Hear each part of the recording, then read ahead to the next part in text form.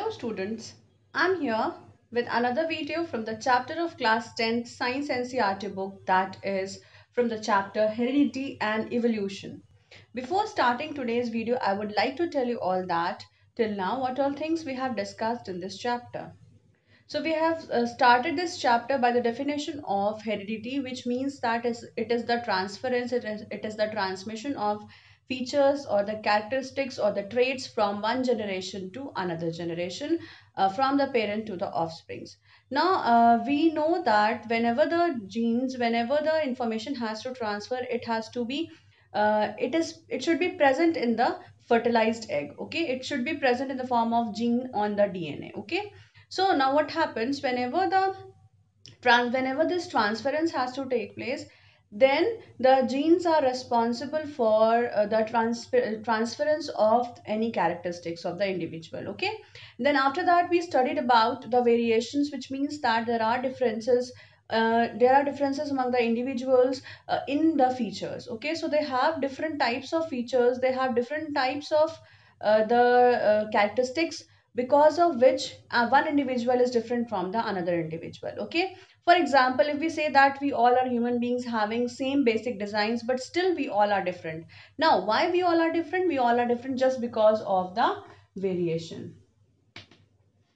Okay, so we all are different just because of our variation. Fine. Now this variation also is present in the gene in the form of the genetic information. And then we have studied about the different terms which are related with the with this chapter, heredity and evolution. Okay, so in this heredity we have studied about the terms which are like the alleles. Then we have also studied about the types of alleles: homozygous, heterozygous, then recessive allele, dominant allele. Okay, so and then after that we also know what do you mean by genetics, as well as we have also discussed regarding the various traits. Okay, so we were discussing about the Mendel's and his experiment.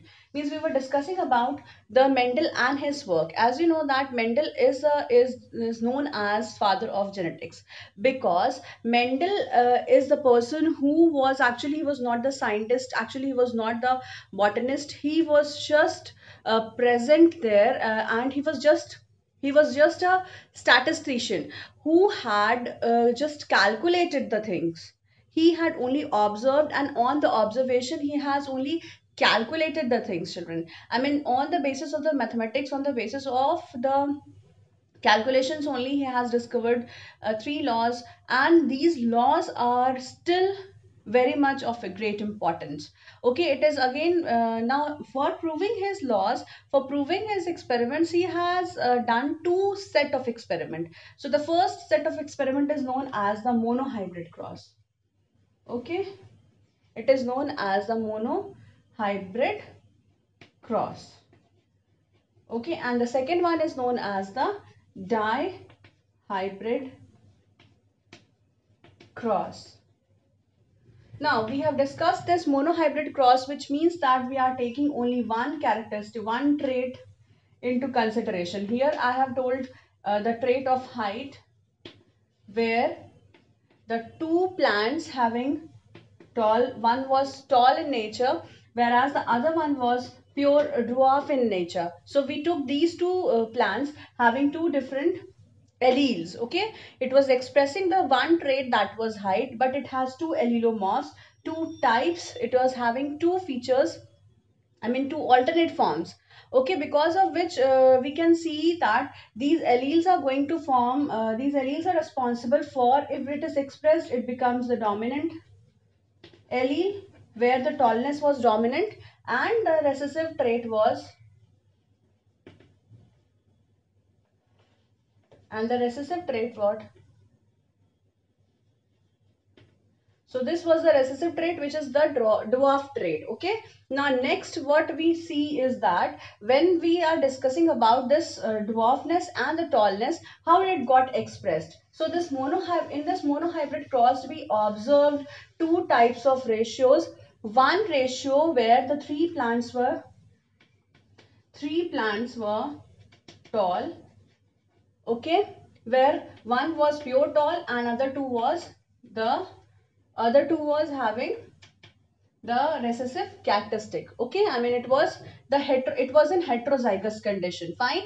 Now next after that, when we saw this was just appearance. On appearance it was about, the ratio was 3:1. But when we took okay, so in first generation, all the plants were tall. All the plants were tall, okay, in first generation. But when it was crossed in the second generation, we got F2 generation there, then we got this result. Okay, then we got this result. Don't get confused. It is like the fact that when we are taking one plant which is having the tallness trait which is dominant, and the other one is having the dwarfness trait which is recessive, and because of the presence of this dominant and the recessive trait, it became it was a fact whenever it was crossed. So these forms the gamete. So these allelomorphs, these allele gets separated. Okay, it gets separated in the form of gametes. Now, whenever the gametes are present, it could be present, and then again any of these cells could they could just cross and form any of the type of combination. Okay, any combination could occur. Now, what combination we are talking about? We can get the combination like one tall. If I draw the alleles over here, so it was tall and tall, dwarf and dwarf. These were the parent generation. Okay, then after that, after crossing, we got capital T, small capital T, and small t, then capital T, फिर again small t, again capital T, small t, capital T, small t. 4 times we are getting the same thing. So it means that all of them were tall. This was F1 generation. Now if we take these two as parent and we are crossing this is known as, this was the cross when the first generation, the members of the first generation were taken and then it was crossed again. Okay, now what was the result when we crossed this first generation members? So we got the result as capital T is going to combine with this capital T. Okay, so one capital T, one this could combine with the second one, capital T, small t, then again capital T, small t, and the last one would be small t, small t. So this was F2 generation where we saw that the characteristic of this dwarf plant was also appearing. 3 of the plants were tall whereas one was dwarf. But when we looked the genotypic ratio, so this was phenotypic ratio, phenotypically all were tall. Okay, these 3 were tall, where having one of the gene was capital. So one of the allele, if it is having the capital letter, it means that it is going to express, which means that it is going to be a dominant trait, because we know that the tallness trait was the dominant, because we have already studied about the contrasting traits of the Mendel's experiment. Okay, why he has taken the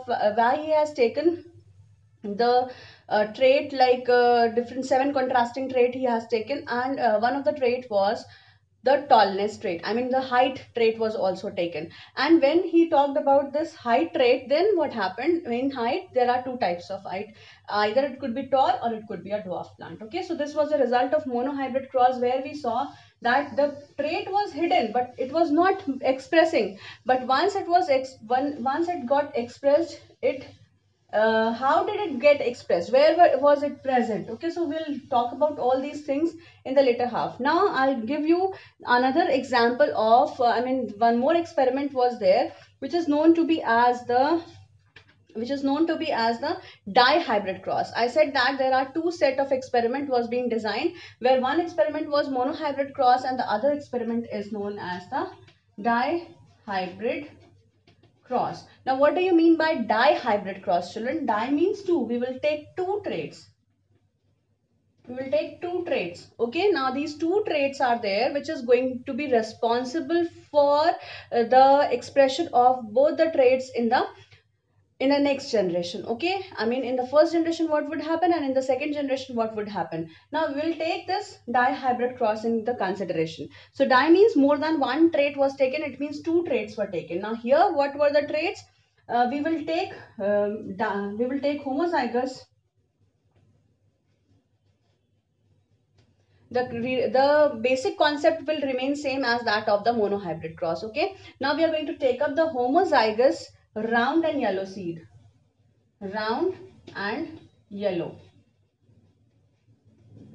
So we are taking two features, children. Please remember, this is the shape of the seed and this is the color of the seed. Okay, we have taken two things here. So remember that why it is known as a dihybrid cross. It is known as a dihybrid cross, children, because we are taking two traits, where one trait was this shape of the seed and the color of the seed. Okay, so we took two traits. Fine. Now these are the two traits where we can see that next trait was taken as homozygous, just opposite to this round. Opposite would be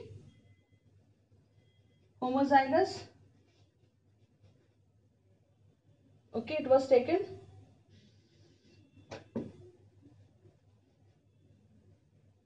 homozygous recessive.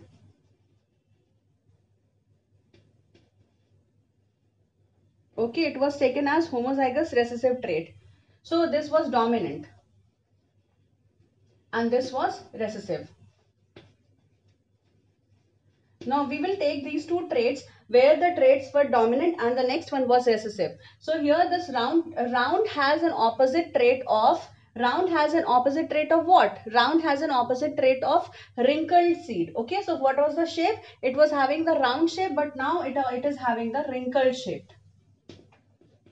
It will be having the wrinkled shape. Okay, next the round, this was yellow color. Now we will discuss about the next contrasting trait which was recessive to this. It was green color, wrinkle and green.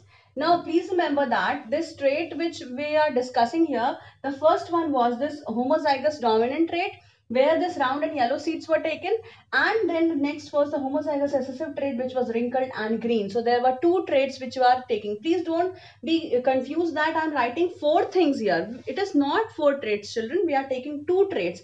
The name of the trait is shape and color. What is the name of the trait? One name of the trait is shape and color. Okay, it has two allelomorphs. It has two alternative forms. We are taking two alternative forms. Then only we can easily get our results. Otherwise, we are not going to get our results also. Okay. So what we are going to do here is we'll take the shape and the color of the seeds. So the shape of the seed is round and color is yellow. So this was the dominant trait. So we'll write it with capital letters. So what are the capital letters which we will take here?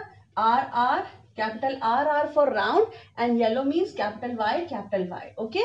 And next trait was the wrinkled trait. Okay, the wrinkled trait is there. So this wrinkled trait is the wrinkled trait is, so this trait which was wrinkled was denoted by the letter W, and this wrinkled was just opposite to this. This was denoted by letter small r, and similarly green color was denoted with the small y. Okay, don't get confused that we are writing R for round and Y for yellow. It's not like that. It is just the symbol which was taken by it was the same symbol which is being taken everywhere. So capital R means round, capital Y means yellow seed, which these two traits were dominant. Similarly, wrinkled was just opposite form of this round seed and wrinkled seed. Okay, so we'll write down the same condition for doing the cross now. For doing the cross, we are going to get the result now. How we are going to write the cross? We'll write the cross as capital R, round and yellow, capital Y into small r, small y, small y, right, like this. Okay, small r, small y. Okay, now alleles got separated, r and y, small r and small y. Okay, so here they got separated as small r, small y. Now in F1 generation, what we could get, it could combine. We are having the four gametes now together. Two from here, two from here. So total four. One of the cell would be having capital R, small r. Okay, then capital Y, small y. This is the one gamete where this is the first seed where we will get these two traits. Okay, so we will take all the four traits together, all these four alleles together in one gene, in one cell. Okay, so again whichever cells would be obtained, every time four combinations, four of the alleles are going to participate together. Then only both the traits would be expressed. Either it would be round yellow, this wrinkled green, or it could be numerous combinations we'll see. Okay, each and every gamete would have same color, and please remember we are writing the capital letters first. Among this yellow and among this round and wrinkled, round was the dominant trait. Okay, so we have written this capital R as in the first part, then small. This is the first trait. Then again Y was yellow, capital Y was yellow. This is the dominant trait, so it got expressed. And all numerous of numbers of progenies, the number of progenies which were obtained, all were having this same combination. So this was F1 generation where it was having this combination. So what was this combination known as? What expression it is going to give you? The color and the trait would be R. This one is, just look for the capital letters. Capital R and small capital Y. Both of them are there. It means that the seed would be R means round and yellow. Okay, Y means yellow. So all the seeds were heterozygous. They are heterozygous because both the conditions are present. Capital condition is also present. Small condition is also present. So it was heterozygous. Round and yellow. This was obtained in first generation of dihybrid cross. Now we will do the selfing. We will do the self-pollination, and we'll get the second generation. So this was the first generation. Now we'll go on to the second generation, children. So we'll do the same thing we are following here also, where I told you in monohybrid cross, we will get first generation where the two heterozygous tall plants were there, where we crossed it. Now again we'll take this F1 generation and we'll cross capital R, small r, capital, I'll write R like this. Okay, it would not be confusing. Small y, capital Y and small y. Okay, and I'll take one more cell having capital R, capital Y, small y. Okay, now we'll cross this. Now what alleles we are going to get? What alleles we can get? Combination capital R, small y. It is going to be selfing. This is known as selfing. Self-pollination also. It is known as selfing or self-pollination. So I'll write here what step we are going to do here is, it is going to be the self-pollination. So this was self-pollination. Okay. Now self-pollination means it is going to combine among themselves. So capital R, the small y, all the gametes would be separated. R with this. One gamete would have this combination, other same thing, capital R, small y. Okay, this one. Then again how many? Then next would be 4. Actually, 4 gametes we will be obtaining having 4 combinations. Capital R, small y. Now small r, capital Y. Okay, then again small r, small y. So these 4 were obtained. Okay, then here also we'll obtain the same thing. Capital R, capital Y, capital R, small y, capital small r, capital Y, and small r, small y. Okay, so these were obtained. Now we will cross all these. I'll write it here again. Same thing was obtained. So what was the combination? Small r, then capital R, small y, then small r, capital Y, and small r, small y. This would be crossed. So these were the gametes which we obtained, and now it would be crossed. So first is going to combine with the first one. So we are going to combine first with the first gamete. Now 4 of the alleles are going to express together. Okay. So first gamete, this R is going to combine with all 4 of them. Okay, this first gamete is going to combine with all 4 of them. 1, 2, 3 and 4. Okay. So this is going to combine with all 4 of them. So first combine with first. So what we are going to get? R and R. R, R, Y, Y. Both of them are capital. Okay. Similarly, R, Y, R, Y. R, R, Y, Y. Then R, R, Y and Y. then again R, R, Y. So here R and small r, Y and small y. Okay, so these. In the same manner, all of them are going to combine. All of them are going to combine together. All the four are going to combine with all the four. It is going to be a huge result. So you can just do the cross. And what we are going to obtain, I'll just write down. So the combination which we are going to get, that was the combination. Total 16 plants were obtained. How these 16 plants were obtained? We can write down we can draw the checkerboard also. That might be very easy for you all to understand. So what would be the, this would be R. All the gametes will write down. Okay, all the four gametes. RY, then R small y, then small y, then small r small y. Okay, small r small y. Fine. Now similarly here also I'll write ry, then ry small y, then small r capital Y, and the last was small r small y. Okay, now we will do the crossing, and what we are going to get, we are going to get as R Y Y. You can fill it, R Y Y. Okay, similarly R capital Y small y, capital R small r, capital Y small y, then capital R small r, and capital Y small y. Okay, we'll just cross multiply. So this is also known as the this way by which you can combine. Actually that cross combination way which I was telling you could also be drawn, but that would be very difficult. That would be a very long process. So I made it in a short way. This is known as a checkerboard. Okay, this is known as a checkerboard. Now this checkerboard is responsible for the gamete formation, where the gametes are formed. These four gametes I have written it here on the sides, either sides, and this is known as the male or the female gametes are there. So here what happens, whenever the fertilization will take place, the seeds would have these combinations. So I am drawing the seeds. So how many would be drawn? So this is 1 2 3 4, 4 and 4.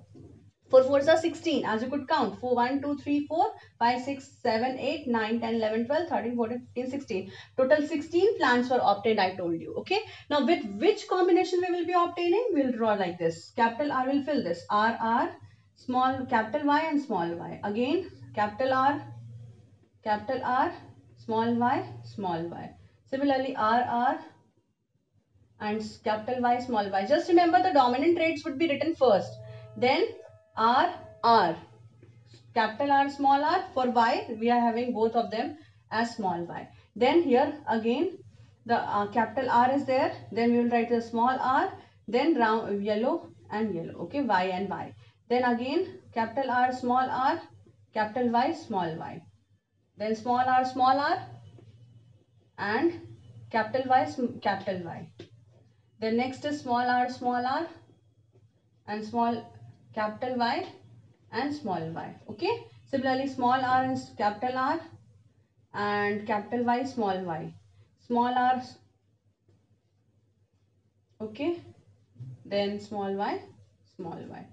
Then R, Y, Y. Then again small r, small y, small y. Now what kind of colors and the shape of the seeds would be there? So please remember, we have drawn capital R for round. Capital R for round. Okay. Capital Y for yellow. Small y was for small r. Small r was for wrinkled. Okay. Wrinkled. And then small y was for green.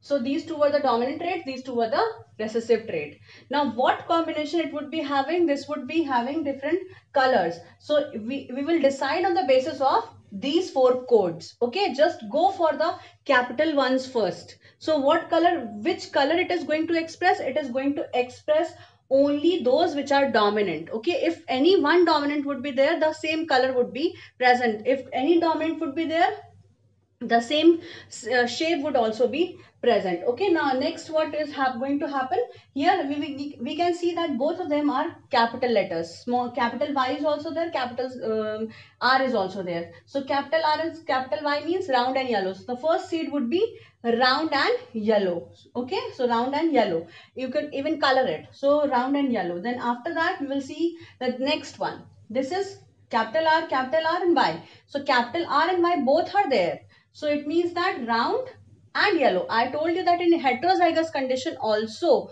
the dominant trait is going to be expressed. Please remember and don't forget this.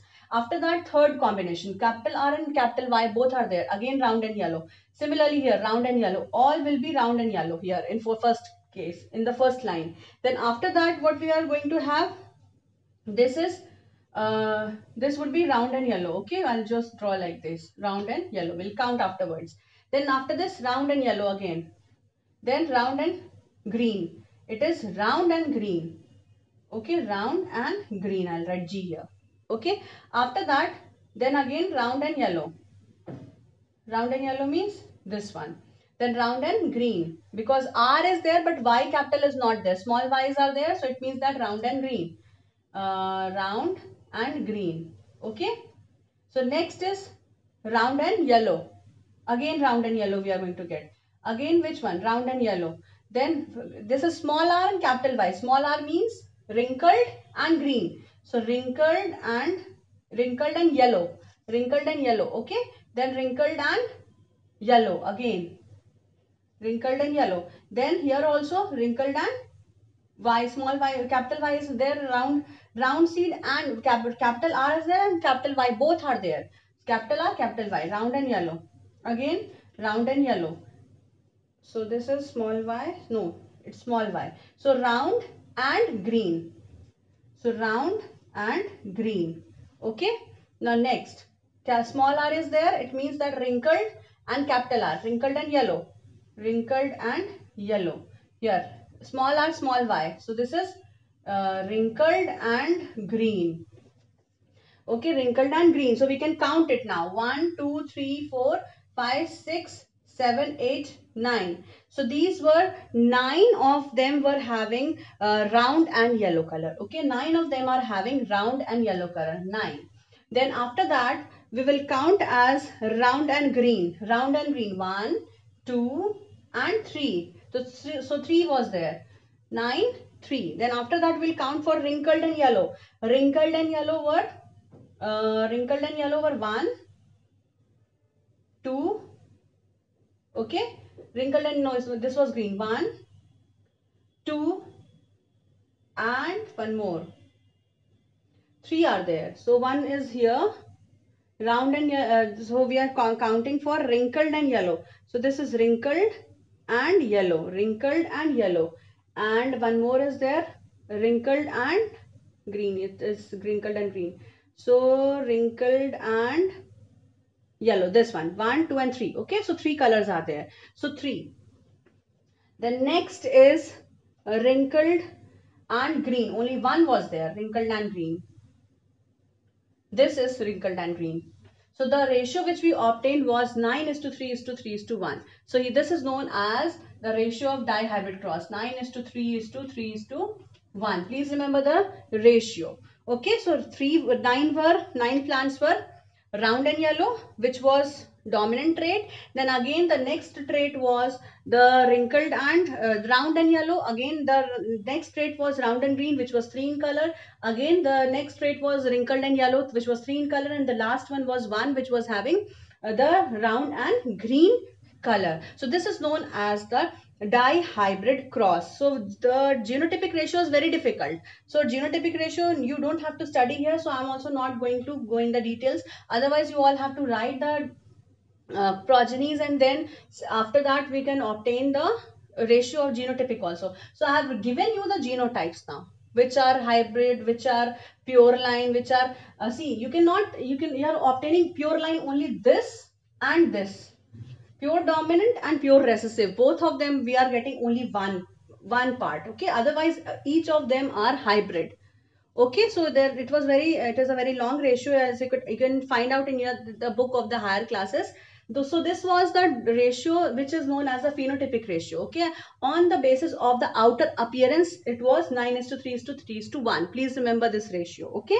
Now, next thing what we have to discuss, what are the observations, what are the laws. So laws of inheritance are of two. First one is that, first law says, when in first generation where the parent was completely the parent. So okay, I think I could rub now, and this is a, I think this might be a difficult task because you have never studied. I'll make you all to draw more of these dihybrid cross in the online class. Okay, so we'll practice these more and more traits and all. Again, we'll draw this dihybrid cross and monohybrid cross and make a practice in your class. Okay, so here I think the concept is clear. Now next, the observations and principles. Observation and principles. What are the laws of genetics here? So what is the law? The first law, say, observation was in F1 generation only one parent trait was there. Okay, we have taken only one. In monohybrid cross we have taken only one parent where it was pure line, but from where is that one from and all the traits were tall, all the plants were tall. So the expression, the dominant trait would express in all the generations. So the first rule says the dominant trait